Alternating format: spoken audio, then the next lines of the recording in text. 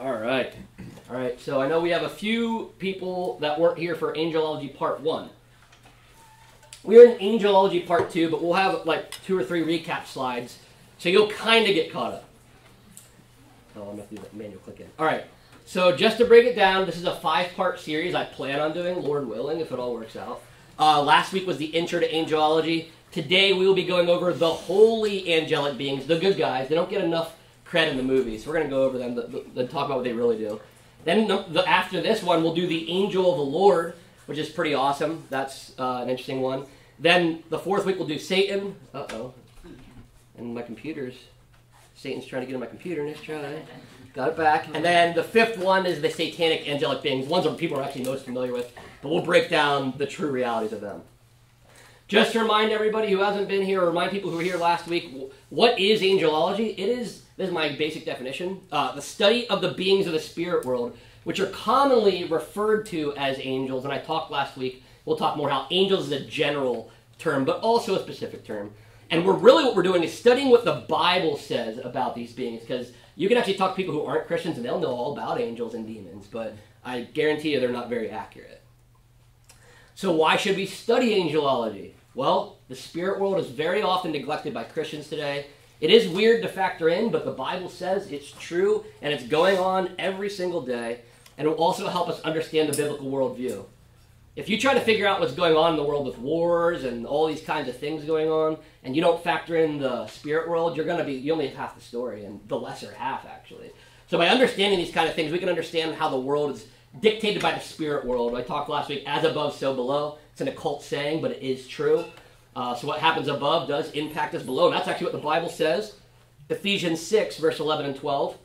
We went over Ephesians last week. That's a very common set of verses, but we should all be pretty familiar with. And I said these are some verses you might want to repeat to yourself every day. Put on the whole armor of God that you may be able to stand against the schemes of the devil. For we do not wrestle against flesh and blood, but against the rulers, against the authorities, against the cosmic powers of this present darkness, against the spiritual forces of evil in the heavenly places. So many of us know those verses, but we don't think about it. And like I said last week, if you're in the military right now, and you were fighting in the military, and you were in a war zone, if you're an American soldier, you got sent to Gaza right now, or Ukraine right now, I guarantee you'd wear your helmet, you'd grab your gun every single day. But we're the same way here. We are actually in a spiritual war, and we have helmet, we have breastplate, we have a sword, and the Bible talks all about that in Ephesians 6. So study that and make sure you're putting on your military outfit, because you're on war every day. And that's why it's important to know this. And also you can understand all the weird stuff, I think so. All the weird phenomena that people talk about, Christians, non-Christians, like aliens, ghosts, maybe even Bigfoot, mermaids, who knows. But the weird stuff that goes on, when you understand what the spiritual world can do, nothing is impossible. It doesn't even surprise me. It's not even crazy to me anymore, honestly. All right, one of the last recap slides. Angel is both a title and a general term. A lot of people are not aware of this. So all the heavenly hosts are called the angels. God and the angels, right? Well, the angels, that's like saying God and the humans, right? And even in the military, God and the humans, even though you have generals, lieutenants, all of these kinds of things. Same way in the angelic realm, the highest realm.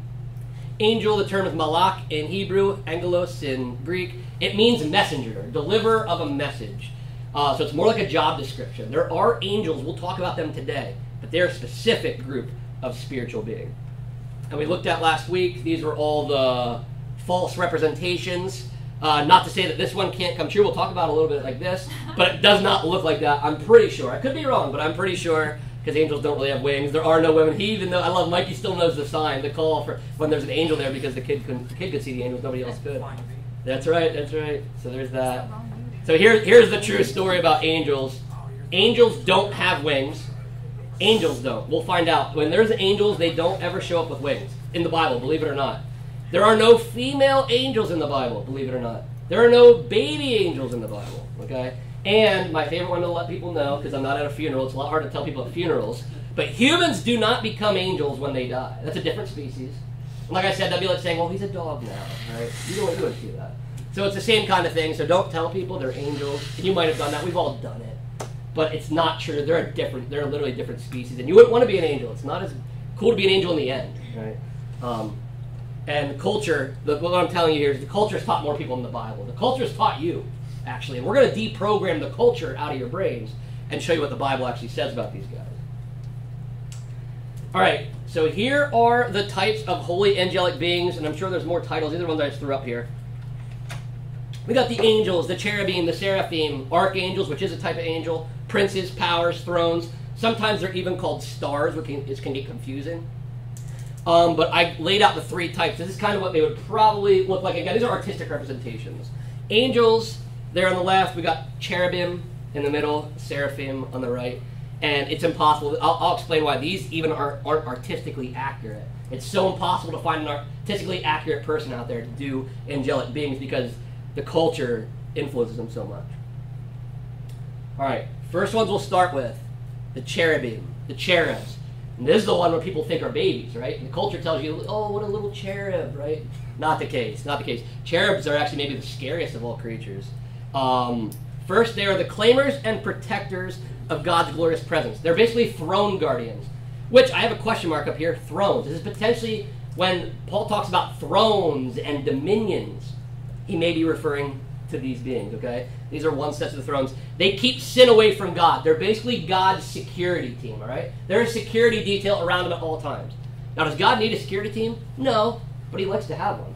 So he's got one, and these are them, right? These are them.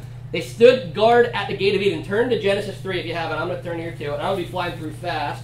So turn if you'd like. Genesis chapter 3. We're going to go verse 24. Verse 24. All right, remember, Genesis 3, just to give you a recap while you're flipping there. Remember, this is where the fall of Adam and Eve, they ate the fruit, right? And this is actually the last verse of chapter 3.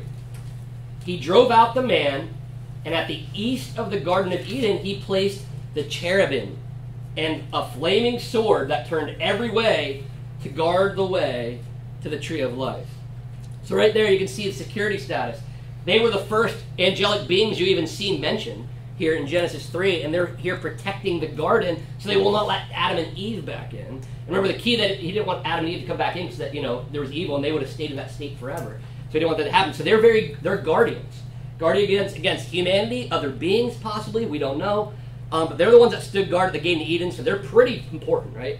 They're also, another reason we know they're important, Exodus 25, we won't flip there, but you can make a note of this, is they were the golden figures over the mercy seat right there. So again, to be put over there, remember, the mercy seat and the Ark of the Covenant, all that kind of stuff, was to point to a higher iteration of that. So this is a shadow of what's going on, but God made it very clear, you got to put 2 cherubim on there. You have to. He made it very clear, that's why they're there, probably. They're guardians. They're God's security detail. And they also attended the glory of God in Ezekiel's vision. Ezekiel 1, this is maybe one of the best holy alien encounters you'll have when Ezekiel's standing there, I think on the river Kabar, and he looks up and there's all these weird creatures, and then God shows up. That's representation, by the way, in that piece of God's throne leaving, which was mind-blowing to them, leaving the land of Israel and coming up and showing them, I'm still in Babylon, because they were in captivity. Ezekiel's in captivity in Babylon, and the cherubim were with God to show when God shows up. So just like the president, he shows up, so does all the Secret Service, right? So in that vision, you see God show up, you see the cherubim there showing up to Ezekiel. So it says they have 4 faces, one like a man, one like a lion, one like an ox, one like an eagle. Let me tell you, they probably don't even look like that completely, because even when like I talk about, when the Bible talks about, the glassy sea, it's not really glass, it's just based on the visual. We can't visually represent what's going on in the higher realm, and that's what I imagine here. It says they have 4 wings, feet like a calf. They just look bizarre and like things that aren't from this earth, is what it's probably trying to tell us. Another important thing, Satan was one of the cherubim.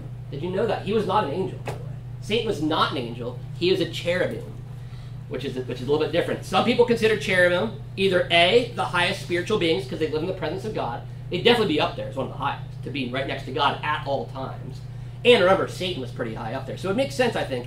Then some other people, I don't really buy this, but I see where they get this. Some theologians believe they are heavenly animals, basically like guard dogs, right? It stands still that they're God's security team. Whether you want to consider them, guard dogs, like heavenly beings, I don't think they are, because Satan was one, and he didn't operate like that. But I want to let you guys know. Those are the thoughts. Then here's the seraphim, the other throne guardians. Not so much guardians as cherubim are. They surround the throne and just praise God and give him glory. They praise his glory, basically. If you remember, they only have like really one distinct place where they show up. It's Isaiah 6, which people are pretty familiar with that one. That's why they say holy, holy, holy. What they're doing when everything triples like that, it's perfection. So God's perfect holiness. And the seraphim are also around the throne. They each have 6 wings. So again, you can see how this guy screwed up. Whoever made that should have been 6 wings, and it would have been pretty accurate. Otherwise, it looks pretty close. But again, we don't even know what it really looks like, because how could we explain something that's not of this world? We're going to do the best by using what we have. Now let's go to angels. This is the one that people always get messed up on. So, angels look like men when presenting themselves in the Bible. You will actually never find in the Bible them showing up with wings. Never. In Zechariah 5, you have like 2 women showing up with wings. That's different. They're not angels. So there's never a time that they show up with wings. They don't have 100 eyes all over them. They don't have 8 wings. They don't look weird. They look like men every time it happens. We're in Genesis. We're just looking in there. Let's go to Genesis. Let's start with 18, actually. Let's go. We have time. Let's go to Genesis 18. And we'll do the first 5 verses. And this is when Abraham met the 3 men. And one will be the angel of the Lord. We'll talk about the next time I go over this. But then he had these other men. So it said, and the Lord appeared to him by the oaks of Mamre as he sat at the door of his tent in the heat of the day.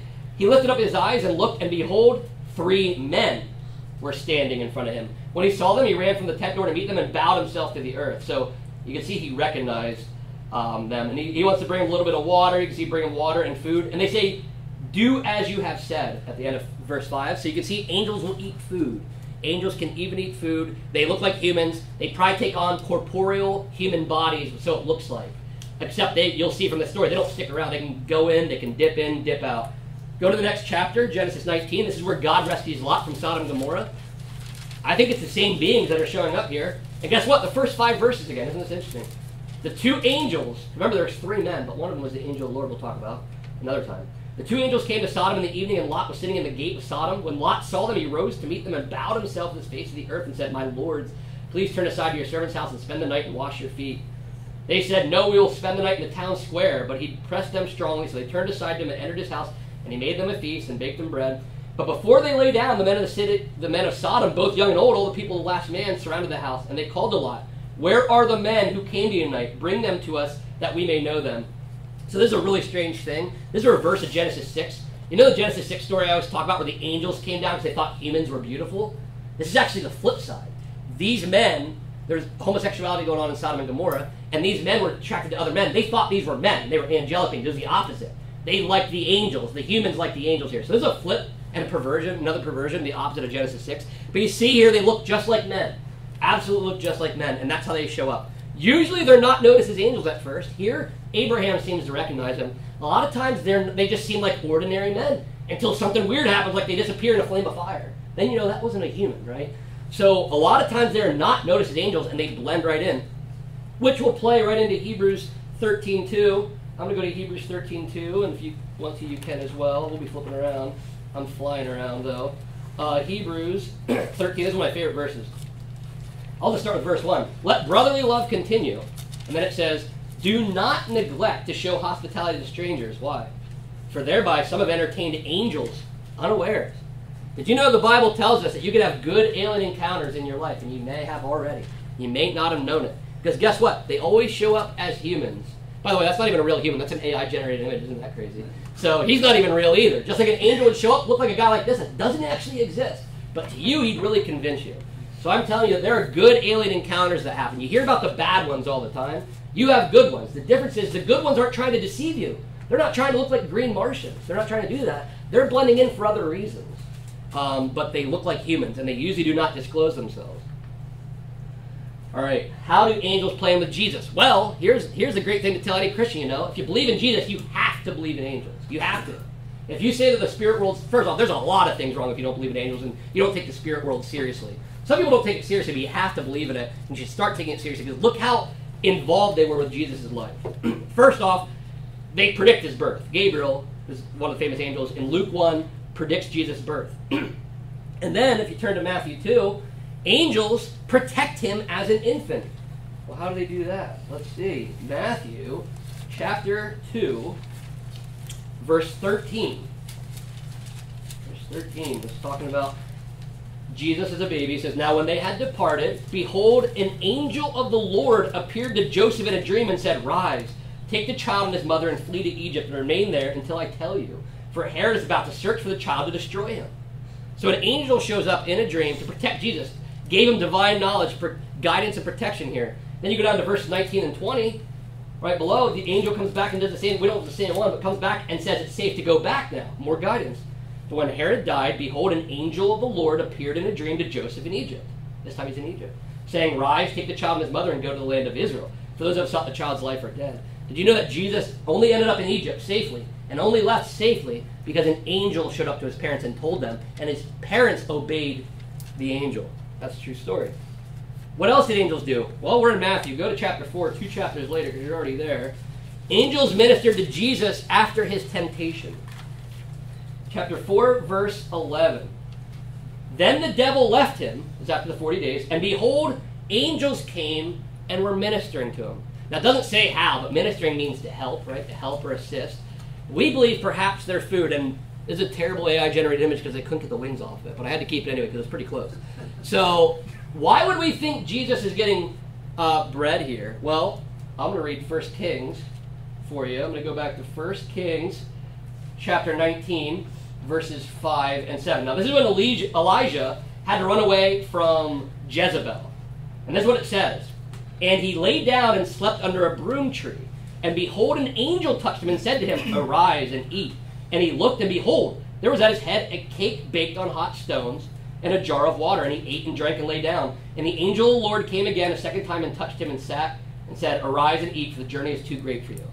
So if an angel showed up to Elijah when he was hungry, didn't have any food, Jesus was in the desert for 40 days not eating. There's a good chance he supplied him with food. Not sure, but it definitely says they helped him at the end of the time. And where would he need most of his help? He could use an encouraging word, but I'm sure he needed food and water, and they've done that before. They also strengthened him at Gethsemane. Some of you may not have realized it, but if you go to Luke 20 and read 40 through 44, I'll skip it for time's sake. You actually see while he was praying there, an angel comes and shows up and strengthens Jesus while he's praying in the garden. That's a little cool detail people don't realize. So while he was praying, it's one of his last times praying, an angel actually shows up to help Jesus. Angels, we all know, announced Jesus' resurrection. In Luke 24, you can read that. They also obviously attended his ascension. There was guys there as he went up. And they said, why are you looking up? Just like he left, he will return. They were there. And the angels will also be included in his second coming. I guess we're in Matthew. Let's stay in Matthew. Matthew 24. Let's go to Matthew 24, verse 31. 24, verse 31. This is talking about, Matthew 24 is an end time chapter, and it says, and this is Jesus talking, and he will send out his angels with a loud trumpet call, and they will gather his elect from the four winds, from one end of heaven to the other. So they actually come to gather Israel at the end. When he establishes the kingdom, they come and gather them. It says right there. So the angels are very heavily involved from his birth, his life, his death, his resurrection, and even the end of time. Okay. Now, how do angels ministry to us now? We talked about the different kinds of cherubim, seraphim, and how they work with Jesus. But it says in Hebrews 1:14, angels are ministering spirits. It means that they're here to help us. God sends them. Remember, God doesn't need their help, but he loves to include them, just like we like to include our kids in baking and cooking. We can do it on our own. So he includes them, and this is what they do for us. One of the first ones, physical protection, which is what we always think about angels, and it is biblically true. Go to Psalm 91, verse 11. My family actually has a whole text thread with, this is the name of the text. It's Psalm 91:11, by the way. And you'll see why. For he will command his angels concerning you to guard you in all your ways.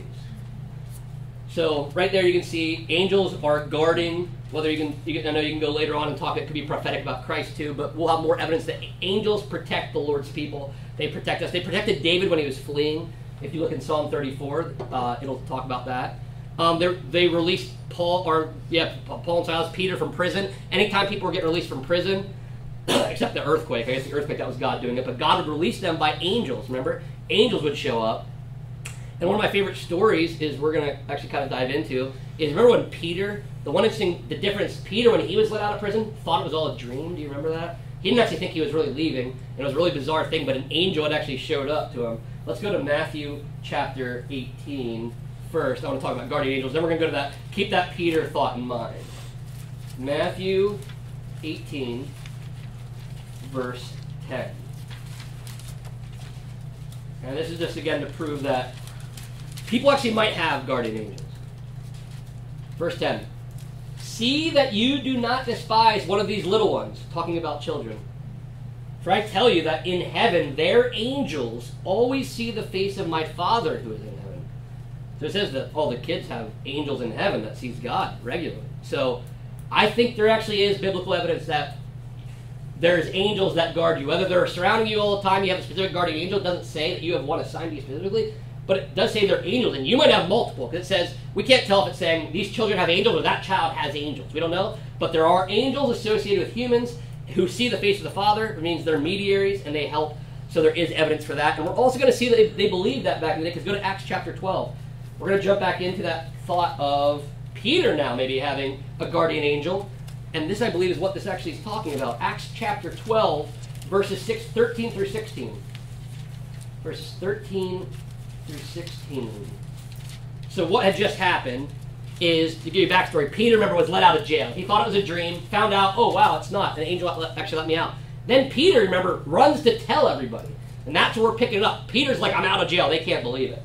So it says, and when he knocked at the door of the gateway, a servant girl named Rhoda came to answer. Recognizing Peter's voice, in her joy, she did not open the gate, but ran in and reported that Peter was standing at the gate. They said to her, you're out of your mind. But she kept insisting that it was so, and they kept saying, it is his angel. But Peter continued knocking. When they opened, they saw him and were amazed. Wait, what? Like, did you ever notice it says that? The people thought, oh, it's his angel. What would they mean by that? Have you guys ever heard of doppelgangers before?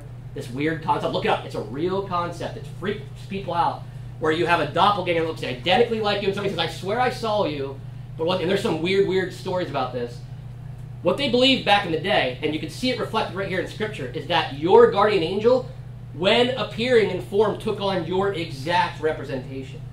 So they would show up. If they would show up, they would look just like you in physical form because they represented you as their human to help in that moment. And what was going on is here, when Rhoda's telling them, they're like, that must be his angel. His guardian angel's here to tell us that he's dead or something. I don't know. They probably thought it was not good. And she said, no, it's Peter. And it looked like Peter. They go, yeah, it's his angel. Why would they say that unless that's where the concept of doppelgangers comes from? Is that your guardian angel, when it shows up in form, it would look like you. I don't know, but there's pretty decent evidence there. That's biblical. And then they'll also protect and seal the 144,000. You can see they do a lot of protecting. That is definitely certain, that they protect humans. Some angels protect by being warriors in the spiritual realm. For time's sake, I won't go there right now, but one of my favorite things to talk about is Elisha and the army of God. Remember, Elisha and his servant are surrounded by the enemy, I think the Syrian army, and the servant's freaked out, like, they're going to kill us, we're all surrounded. And Elisha is kind of like relaxed, like, hey, God, can you just show him? And all of a sudden his eyes are open, he looks around, there's all, the angels of the flames, and there's more of them, it says, than there are of the enemy, right? So they had more on their side. Elisha knew that the enemy was outnumbered, although in the physical world it looked like they were outnumbered. So we do know they do fight like warriors, and we'll get to Daniel 10. That'll kind of give us a little bit more details, but they fight wars, and there's wars going on around us right now in the unseen realm, according to the Bible. Physical provision, we already kind of talked about that. They actually did provide food for Elijah. There was an angel that did that, and we think maybe again did it for Jesus. And then we also have encouragement of Paul. If you remember, Paul was at sea in Acts chapter 27, an angel showed up to him, right? And encouraged him, said, you guys got to follow the rules. You follow everything, you're going to be safe. And Paul tells them that. Hey, everybody's got to don't kill anybody, don't do anything. We all got to get there, and the angel says we'll be safe, right? And that's the case, which is really interesting. And by the way, sometimes people will try to say, when people like, do not be afraid when the angels show up. They say it's because it looks like the cherubim or the seraphim. Like, I'd be pretty scared if I had a ton of eyes and wings. But I don't think that's actually what's happening. I think they're showing up as men. But how unsettling would it be to be standing here and all of a sudden, somebody just shows up right here? That would freak me out, whether they look like a human or not, right? Just like a ghost, if it looked like human, freaks you out, whether it's so I think they're freaked out, not because they had a ton of wings. They show up as humans to us for a reason, so they don't freak us out ultimately, and they connect with us.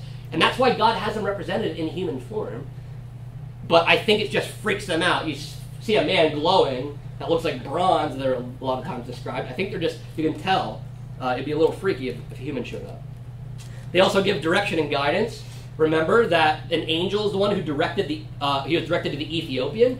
The Ethiopian got saved, which is, you could say, that's where the Church of Ethiopia, they say, originates, with this Ethiopian eunuch here. But he directed Philip to go there and explain Isaiah 53, the passage of Jesus Christ, to him. We also know the angel coordinated between Peter and Cornelius. Remember, Peter gets the vision of the sheets. God's trying to tell him the Gentiles are now accepted into my plan. Peter's like, I won't eat it. And God's like, no, you got to eat it. I made it clean. And at the same time, an angel goes to Cornelius and sets up this whole meeting in Acts chapter 10. You can read about it. So angels coordinated that. There are many alien encounters in the Bible, is what I'm telling you. These are the good ones. And they're never going to deceive you, right? So if you ever see anything, it's usually non-believers that see the alien stuff. But if it's anything deceptive, it's not a good being. Because they usually show up in human form with a good message, and they're not trying to freak you out. They're going to say, do not be afraid, if you ever see one.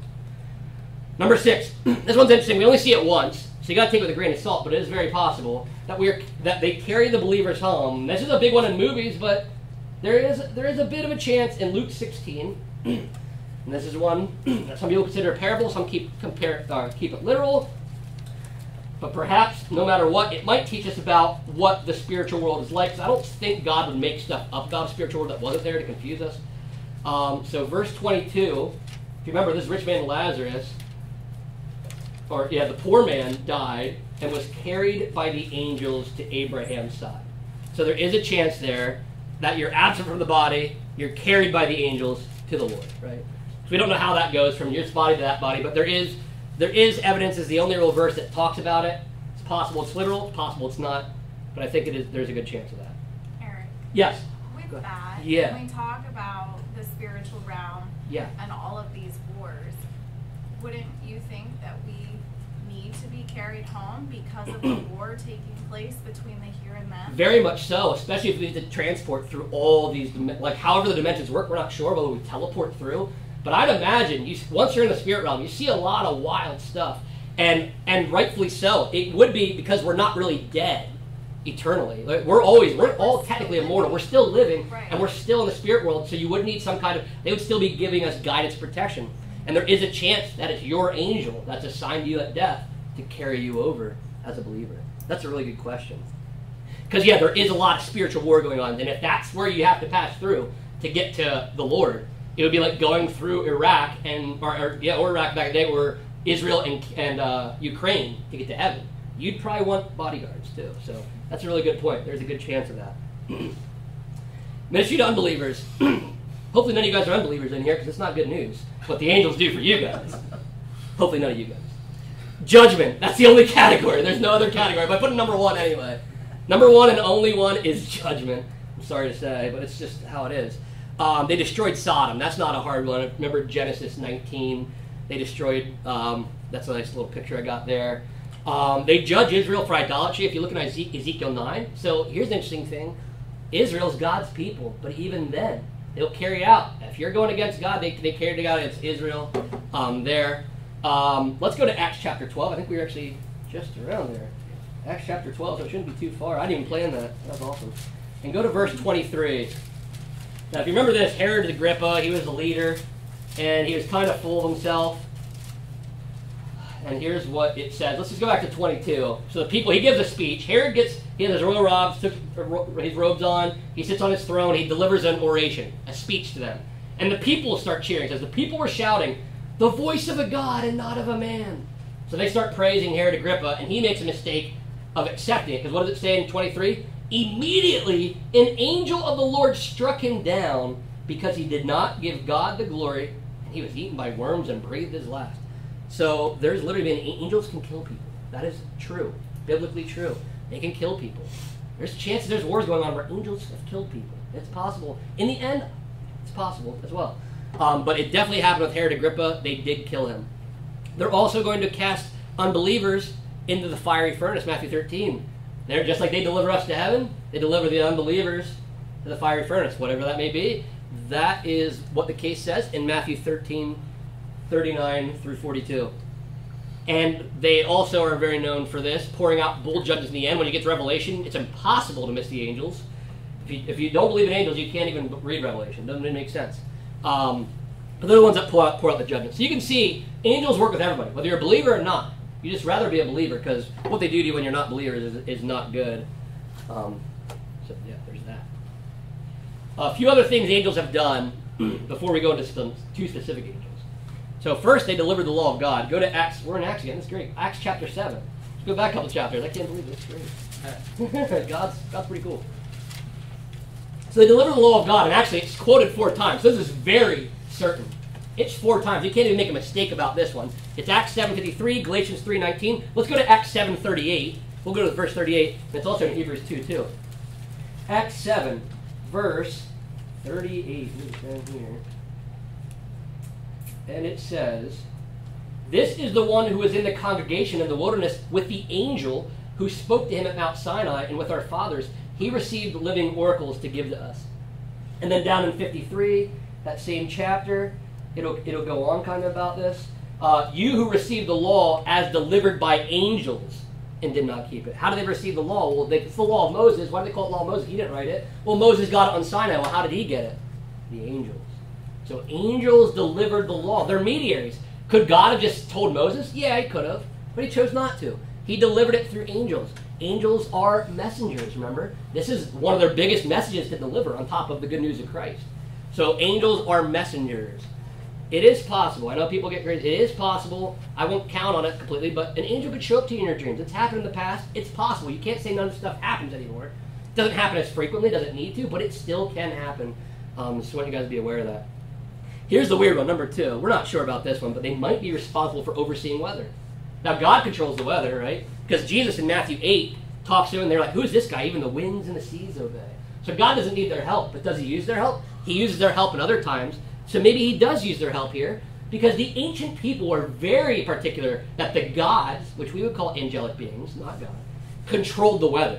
That's why they would sacrifice, like Baal, you call him? He's the storm god, right? If you wanted crops, you had to worship Baal, so he would send you rain. They were the god of the goddess of the harvest, all these kinds of things. The ancient people around them believed it. I think so did the Jewish people possibly. Believed that angels were in control of this. But remember, God is over the angels, and the angels are just carrying out God's work. It's not like they really control the weather themselves. But it is very possible, if you go to Revelation 7:1, last book of the Bible, this is the one piece of evidence we might have for it. Revelation 7, verse 1, it's talking about the 144,000 of Israel being sealed. And this is how it starts. "After this I saw 4 angels standing at the 4 corners of the earth." And what were they doing? "Holding back the 4 winds of the earth, that no wind might blow on earth or sea or against any tree."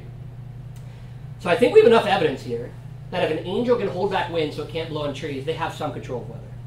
So angels potentially dictate weather. However, I'm never going to tell you to pray to an angel. Still pray to God. But God might use angels, based on this evidence, to control weather. For example, this is true, and it sounds silly, but we prayed for the men's event, Bibles, Burgers, and Bullets, that there would be no rain. And it happened. The problem was it was 94 degrees. And we said, we should have prayed for no heat. So Kent did pray that the heat would go away. Guess what? We got cloud cover, and it dropped by about 10 degrees. So perhaps the Lord sent angels maybe Kent's angel showed up and said, "Hey, let's cool it down here." That is a true story. That did really happen, by the way. But yeah, so I'm just saying, you pray to the Lord will send his angels if the angels need to carry it out. So don't ever get too specific on what the angels are doing. Never pray to them. Never pray to another saint. Never do it, no matter what a Catholic person tells you. I love the Catholic people. They're really good people at heart, I think. But we don't pray to angels. We don't pray to others. And it's very clear in the Bible. It talked about that. I mentioned that last week. But remember, their main job is to carry out God's will. That's what I'm trying to say here. Hebrews 1:7, Hebrews 1:14, it says their main job is to do what God tells them. They are his workers, and whatever task he assigns, they carry it out. If they're taking over the weather, that's because God wanted them to. It's nothing that they could do on their own. Now, however, the evil gods, the evil spirits might try to mess with weather. That is possible as a war tactic, potentially. Who knows? But the angels are always going to listen to the Lord. Just to let you know that. The good ones. The holy angelic beings, the ones that we're focusing on today. The satanic ones are a whole other story we'll get to at the end. All right, now we're going to talk just to end the 2 angelic beings named. It's kind of cool how this works out. So we're going to go over the 2 angels named, which will lead into our next 2 sections. Remember, after this section of the holy angelic beings, I'm going to do the angel of the Lord, which is a specific, that's Jesus Christ. Spoiler alert, it's Jesus Christ pre-incarnate. And after him, we're going to go over Satan, Lucifer, the shining, whatever you want to call him. So the next 2 lessons are going to be on individual beings, right? And we're going to cover the 2 angelic beings. So remember, there are only 2 angels really named in the Bible. It's Gabriel and Michael. Not to say they don't have names, but those are the only 2 ones named. If you read, outside of the Bible, you're going to get like Raphael and things like that, potentially real. We don't know. but Gabriel's definitely mentioned.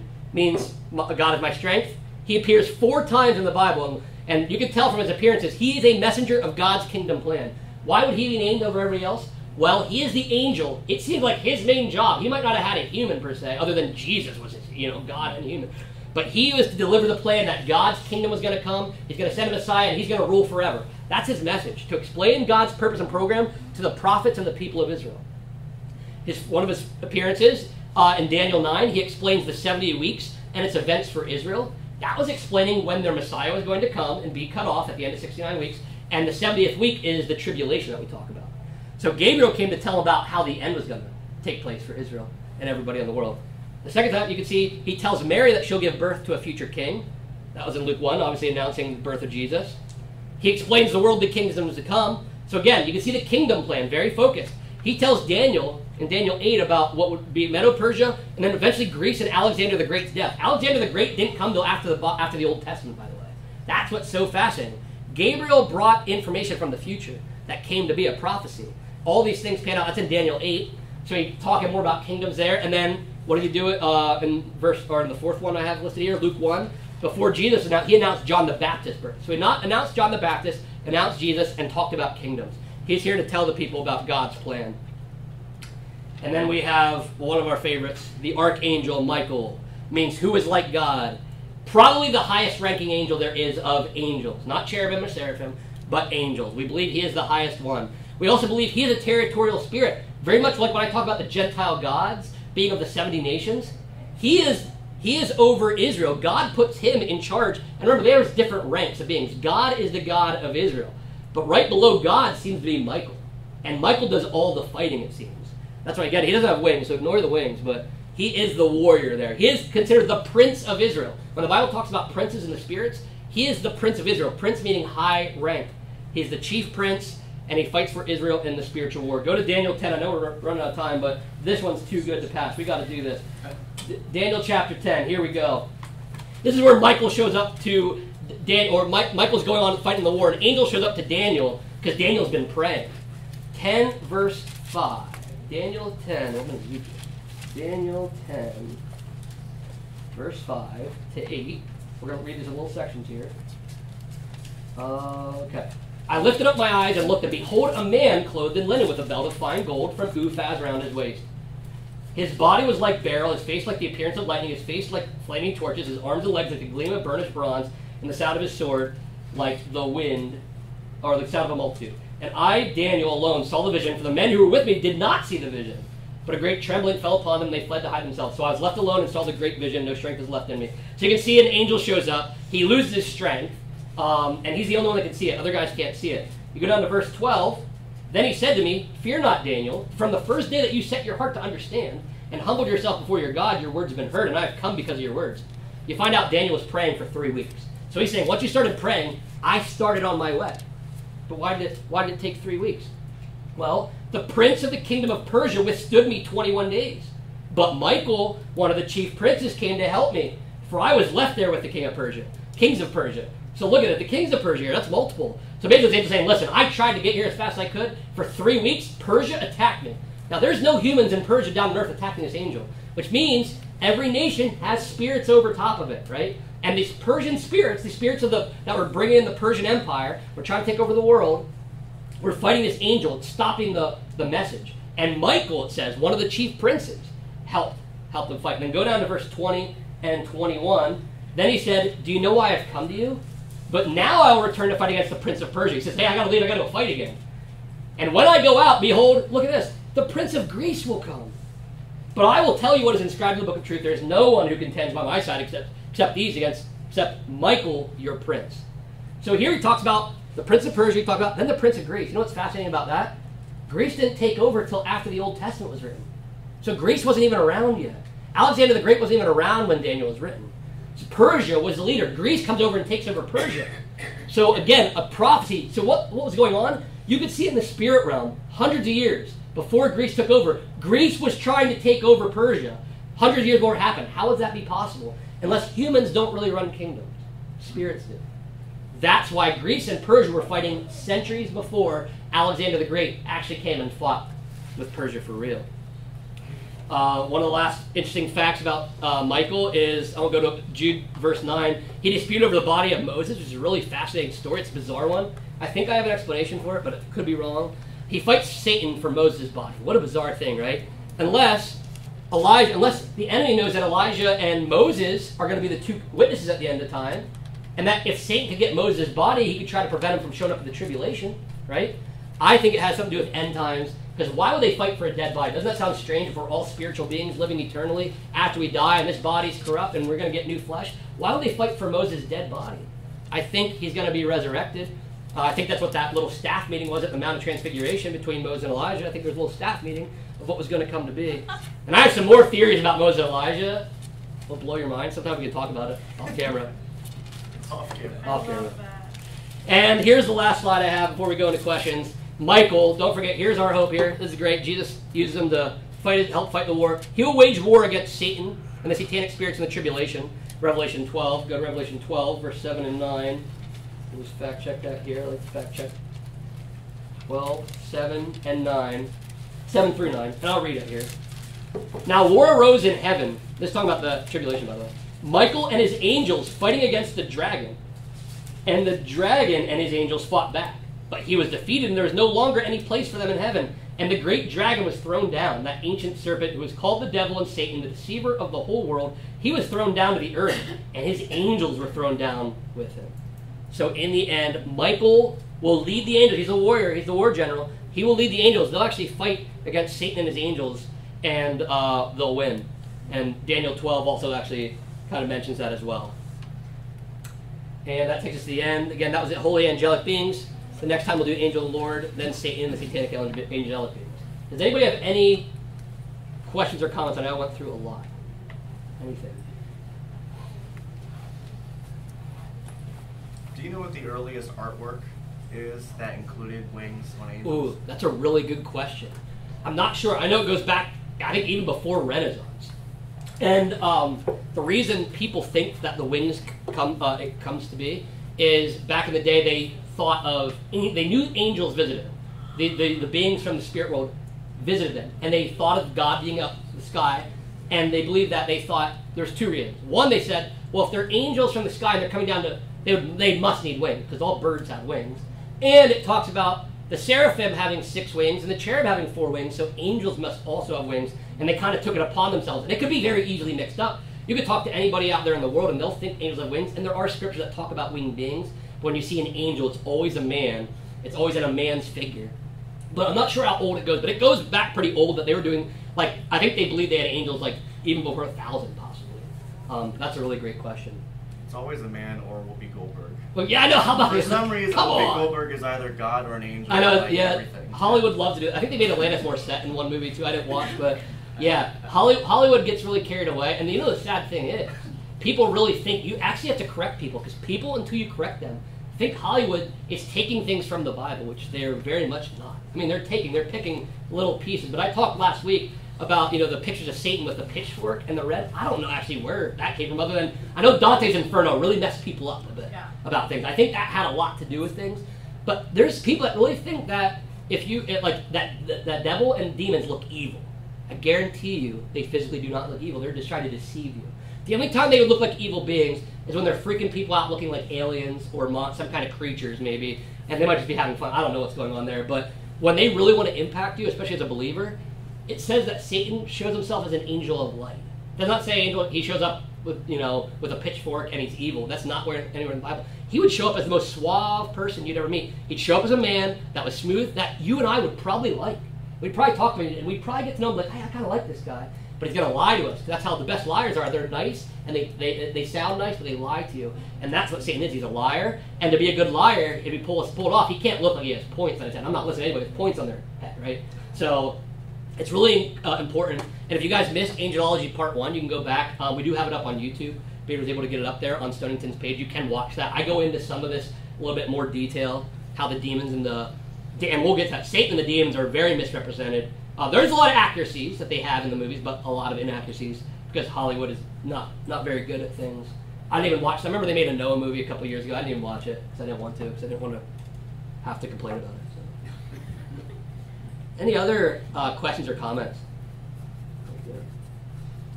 Why did you have the question mark by Michael? Oh, yeah. Which one was? Where was that at? Was it? Right there. Right there. Oh, sorry. That's a great question. So his name. So what his name actually means is a question.